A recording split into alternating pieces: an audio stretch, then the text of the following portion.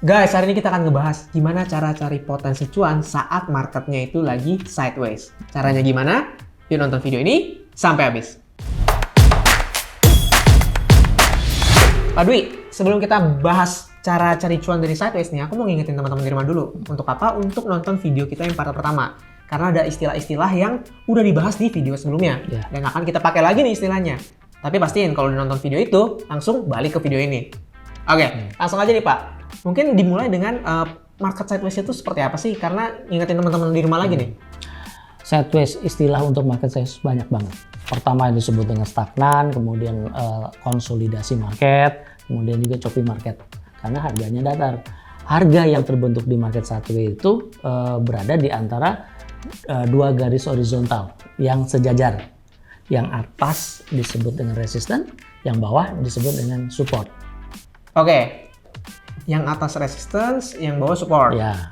Biar lebih jelas nih Pak, langsung aja dong masuk ke gambarnya nih. Oke, gambarnya seperti ini. Ketika harga misalnya dari atas turun ke bawah, kemudian dia naik lagi, dia akan membentuk suatu lembah. Ya kan? Iya, terbentuk betul. di situ. Kemudian harga beranjak ke atas, kenaikan harga ini tidak melewati dari harga tertinggi sebelumnya.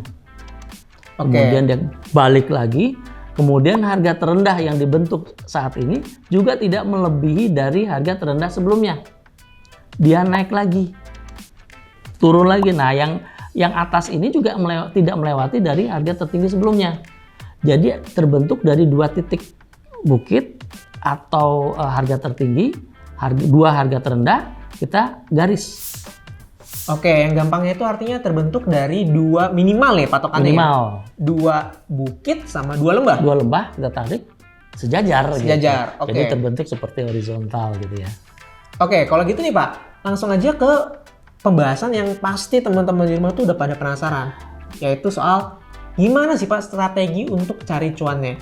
Cari cuannya ada 3 biasanya kita pakai. Pertama yang disebut dengan breakout. Masih ingat kan? Market breakout. Masih ingat yang di pembahasan sebelumnya nih Pak? Ya, tapi itu kan tren.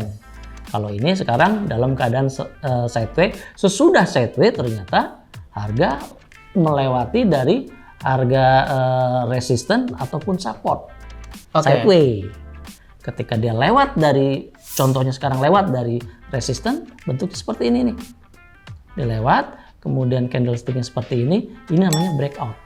Breakout. Dan ini kondisinya bener nih Pak ya, sebelumnya tuh sejajar gitu Pak ya? Sejajar. Sideways, terus tiba-tiba tembus garis atas. Breakout. Targetnya bisa berdasarkan market structure sebelumnya ataupun rentang harga yang terbentuk seperti ini. Ini target. Oke. Ya. Ini breakout nih Pak, artinya kalau breakoutnya itu melewati garis resistance, itu kita buka posisi buy. Kalau melewati garis support, itu kita buka posisi sell. Oke. Cuma nih Pak, kalau di pembahasan kita yang sebelumnya ada yang namanya false breakout. Kalau di sideways ini bisa terjadi seperti itu juga? Bisa.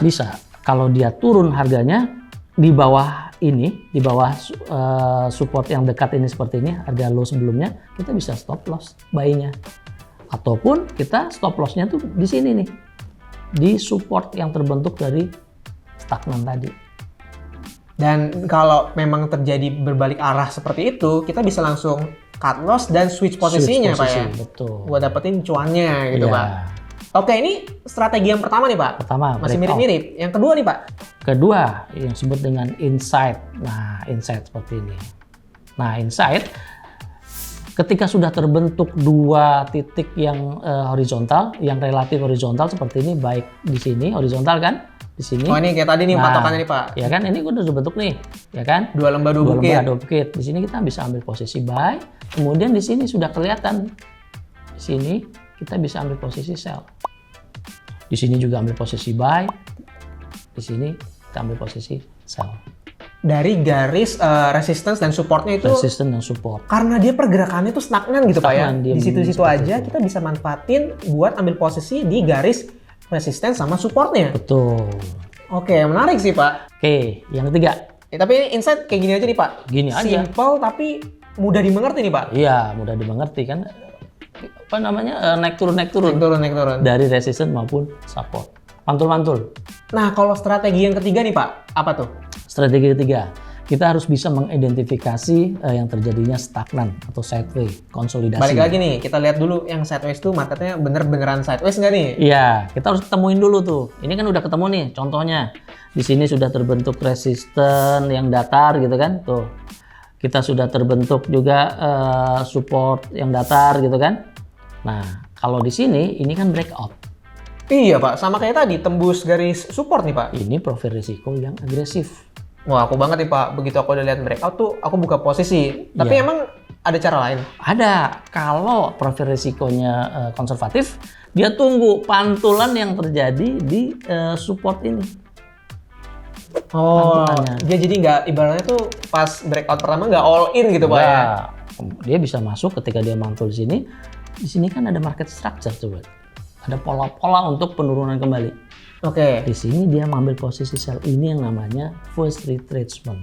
first retracement. Ya, targetnya gimana? Targetnya bisa jadi rentang yang terjadi di sini diduplikasikan ke sini. Rentang harganya gitu Pak ya? Ya, harga tertinggi terendah yang dibentuk oleh resisten ini dan support ini. Oke, Satu itu. Bisa nggak harga berbalik ke atas? Ya bisa aja gitu kan. Bisa aja. bisa. Bisa. Yang paling gampang apa? Yang paling gampang ini batasan stop loss tadi kalau kita mulai sell di sini. Stop loss. Oke, jadi batasan yang resistance yang pas sideways itu jadi stop loss-nya. Ya, tapi kalau rentangnya terlalu gede, stop loss segini kan gede banget. Iya Gitu Pak, kan? bisa habis duluan. Bisa berarti habis ya? duluan gitu kan.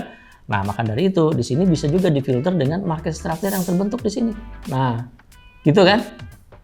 Di sini stop loss-nya. Oke, Sini stop loss yang terjadi. Gitu. artinya kalau proses retracement tuh sebenarnya kalau aku perhatiin tuh agak mirip-mirip sama pullback gitu Pak ya? Ya, kalau pullback kan hanya support aja yang dibaca. Tapi kalau ini, resisten yang terbentuk ini stagnan. Ada wilayahnya. Stagnan. Dan ini jadi area resistance yang kuat nih Pak. Iya, ini kan kuat sebetulnya. Nah Pak Dwi, setelah aku pelajari 3 strategi untuk mencari cuan di sideways ini nih Pak, aku jadi sadar kalau sebenarnya strategi trading itu sangat praktis dan bisa dibilang semudah itu. Ya. Makanya teman-teman di rumah kalau mau belajar forex, jangan sampai ketinggalan video-video edukasi kita yang selanjutnya nih Pak ya. Tuh. Karena melek forex juga semudah itu. Makanya pastiin kalian udah subscribe, pencet tombol notifikasi, dan jangan lupa juga untuk tinggalin like, komen, dan kalau ada pertanyaan juga boleh banget. Nah, untuk pembahasan kita hari ini, sekian sampai situ aja ya Pak. Betul. Sekian dari Albert pamit diri. Saya Dwi. Dadah!